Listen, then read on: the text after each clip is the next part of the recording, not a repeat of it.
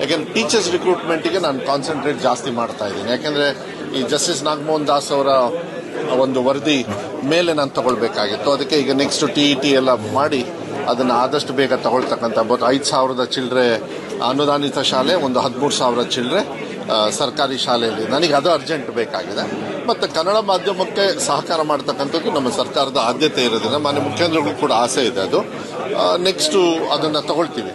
ಆದರೆ ಅನುದಾನಿತ ಶಾಲೆಗೆ ಏನು 2016ವರೆಗೂ ಗ್ರಾಂಟ್ ಇನ್ ಏಡ್ವರೆಗೂ ಇತ್ತು, ಅದನ್ನು ಇವತ್ತವರೆಗೂ ನಾವು ತಗೊಂಡಿಲ್ಲ. ಟೀಚರ್ಸ್ ರಿಕ್ರೂಟ್ಮೆಂಟ್ ಅವರಿಗೆ 20ವರೆಗೂ ನಾವು ಆಗಲೇ ಮಾಡಿದ್ದೀವಿ. ನಾವು ಬಂದು 2.5 ವರ್ಷ ಆದ್ರೂ 5 ವರ್ಷದ್ದು ಓಪನ್ ಅಪ್ ಮಾಡಿದ್ದೀವಿ. ನೆಕ್ಸ್ಟ್ ಇಯರ್ಗೂ ಕೂಡ ಮಾನ್ಯ ಮುಖ್ಯಮಂತ್ರಿಗಳು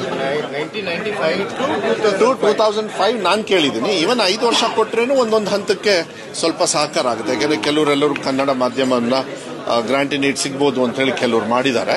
ಬಟ್ ಇದು ಹಿಂದಿನ ಸರ್ಕಾರದವ್ರು ಮಾಡಿಬಿಡ್ಬೇಕಾಯ್ತು. ಅವಾಗ ಸ್ಟ್ರೀಮ್ ಲೈನ್ ಆಗಿದ್ರೆ ಚೆನ್ನಾಗಿರೋದು.